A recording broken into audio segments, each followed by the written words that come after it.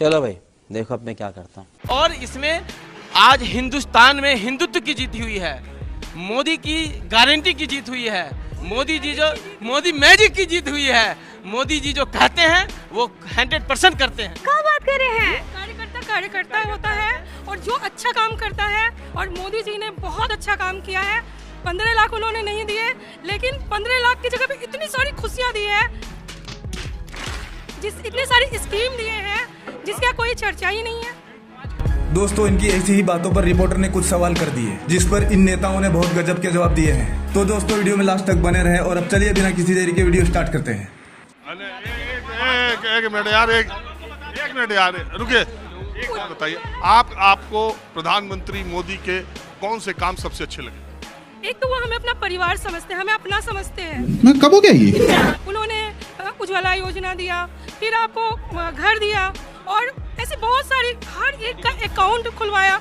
जन औषधालय जो इतने महंगे औषधि आते थे, मैं अभी लाई थी कोलेस्ट्रॉल की दवाइयाँ 125 रुपए की, वो मैं अभी 13 रुपए की लाई हूँ। आप बताइए मैं क्यों ना बोलूँ मोदी मैजिक? मोदी जी मैजिक है। चढ़ा समझाओ इसे। मोदी जी मैजिक किए हैं लोगों के साथ कि आज लोग धड़ाधड़ पे। मोदी जी लोगों के दिल तक बस गए हैं। किस प्रदेश के हैं?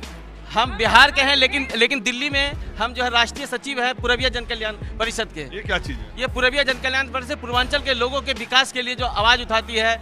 यहाँ के जो कहाँ से हैं? मुंगेर से है। वहाँ तो बीजेपी का हालत खराब। हमारा एक ही रास्ता होता है, कैंडिडेट भी हमारा कमल होता है, वर्कर भी हमारा कमल होता है। धरातल पर जितने भी हम लोग लड़ते हैं, सभी के लिए जो धरातल पर जो कार्यकर्ता होते हैं वो सिर्फ कमल के लिए लड़ते हैं, और कमल को जिताना हमारा लक्ष्य होता है। कोई कैंडिडेट को नहीं जिताते हैं, हम सिर्फ कमल। हमको सिखा दिया है। अच्छा एक बात बताइए, 2024 के लोकसभा चुनाव में क्या भारतीय जनता पार्टी इस स्थिति में है कि वो कहेगी कि हमारे प्रधानमंत्री पद के उम्मीदवार नरेंद्र मोदी नहीं है, कोई व्यक्ति नहीं है, कमल है, आप इसको वोट दीजिए? नहीं, नेतृत्व एक हर चीज के नेतृत्व होते हैं। अभी तक कह रहे थे चेहरा नहीं, अभी तक अगर हम ये कह रहा हूँ कि क्या चेहरा तो वो है, वो तो पहले से ऑलरेडी चले आ रहे हैं, लेकिन हम लोग कमल को मानते हैं और कमल को जानते हैं। तो फिर क्या जरूरत है नरेंद्र मोदी के चेहरे पर? नरेंद्र मोदी एक दिशा, पूरे वर्ल्ड को दिशा दे रहे हैं, सिर्फ भारत को नहीं। आर यू कॉमेडी मी?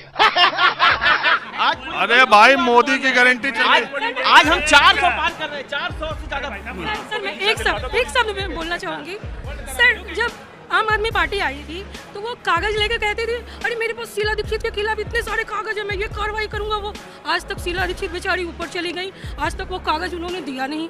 और शीला दीक्षित के जी जाने के बाद उन्हीं की पार्टियों के साथ जो करप्ट आपको नजर आते थे, आप उनके साथ गठबंधन कर रहे हैं, तो आपको कौन वोट देगा सर? और मोदी जी आज देश में ही नहीं, विदेश की भी राजनीति में। एक बात बताए, एक मिनट, मैं तुम्हें अभी समझाता हूँ। हाँ मैं सुनिए, आप कह रही हैं अरविंद केजरीवाल को पर्चा हिलाते थे। यही भोपाल के कार्यकर्ता सम्मेलन में अभी प्रधानमंत्री नरेंद्र मोदी ने 3-4 महीने पहले कहा कि 70,000 करोड़ की नेचुरली करप्ट पार्टी एनसीपी सिंचाई घोटाले में, और सारे नेताओं जिस पे सीबीआई और ईडी का संबंध था, अजीत पवार, छगन भुजबल, नहीं, प्रफुल्ल पटेल, हसन मुशर्रफ, सबको ले लिया मंत्रिपरिषद की बैठक में, उनको मंत्रिपरिषद में शामिल कर लिया। इंडिया तो ये वॉशिंग मशीन है। हाँ सही पकड़े हैं। सुनिए, नहीं वॉशिंग मशीन नहीं है। अगर वो जांच होगी, अगर वो करप्ट हुए, होगी सजा। अब अगर हो गए, अब अगर नहीं, देखिए कानून से बढ़ के कोई नहीं है, कानून से बढ़ के। अब अगर हो गए, आज आम आदमी पार्टी के जो है विधायक वो जेल में है ना। मैं कह रहा हूँ आपको मालूम नहीं होगा मैडम, प्रफुल्ल पटेल की ना, जो विपक्ष वाले ईडी ने संपत्ति अटैच की है, सर जांच चल। ये कहिए कि जो इधर आ गया वो सही है, ब्रांड बच गया। जांच चल रही है। नहीं, इधर आने के मतलब ये नहीं है, आप अगर गलत हैं, आपको हम पार्टी के बेसिस पर लिए हैं, लेकिन आपकी जो करनी है, करतूत है, जो आपने गलत किया है, वो जांच चल रही है। जिस दिन साबित हो जाएगी आपको भी जेल भेज देंगे हम। हमारी पार्टी में भाजपा हूँ, लेकिन मैं आपको भी जेल भेज दूंगा अगर आपने गलत किया है। वो लोग कभी कन्विक्ट नहीं होंगे जब तक ये पार्टी पावर में रहेगी। जब ये जाएगी विपक्ष के पास कुछ नहीं है, वो ऐसे इल्जाम लगाते रहते हैं। बोलने दे तकलीफ हुआ है बेचारे। जब जीत जाते हैं ईवीएम बहुत अच्छा, खुशी मनाते हैं, ईवीएम तो बहुत अच्छी है, और जब हार जाते हैं ईवीएम खराब, ईवीएम खराब, ईवीएम खराब। ये आपकी बात से मैं सहमत हूँ। जो हारता है वो ईवीएम पर ठीकरा फोड़ता है। 2009 का लोकसभा लाल कृष्ण आडवाणी जी हारे, देश के पहले नेता हैं जो ईवीएम पर सवाल उठाए। आम आदमी पार्टी और कांग्रेस के लिए कैसे अच्छी हो गई? क्यों आप उससे हाथ मिला रहे? वो तो करप्ट पार्टी है। अभी बता था भाई, एनसीपी कैसे बीजेपी के लिए अच्छी होगी? तो फिर आप दूसरों को क्यों बोल रहे हैं? ये सब किसी पार्टी, सब पार्टी एक ही है। नहीं, मतलब आप खुद नहीं बोल रहे हैं। बीजेपी चोर नहीं है, बीजेपी चोर नहीं है, बीजेपी अलग है। कौन सी जांच चल रही है? आप जांच कर रहे हो, जो आपके पास आ गया वो जो उसकी जांच रुक गई। जब तक गवर्नमेंट जाएगी नहीं तब तक जांच होगी।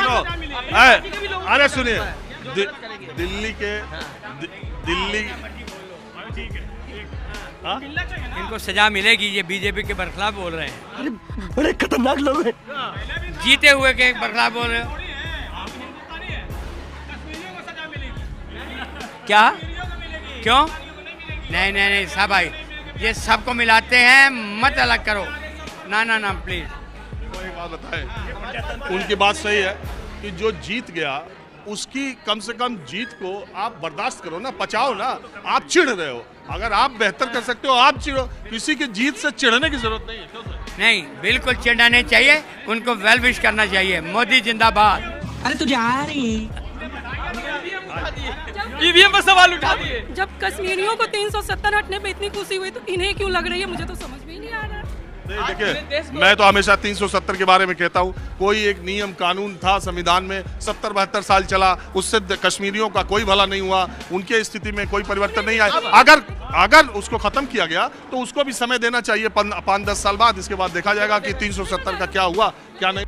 तो दोस्तों वीडियो में बस इतना ही। दोस्तों इस वीडियो में इन नेताओं ने जितने भी मोदी जी के काम गिनाए हैं उस पर आप क्या सोचते हो हमें कमेंट बॉक्स में जरूर बताएं। और अगर आपको इसी तरह की वीडियो देखना पसंद है तो चैनल को सब्सक्राइब और वीडियो को लाइक जरूर करें। खत्म।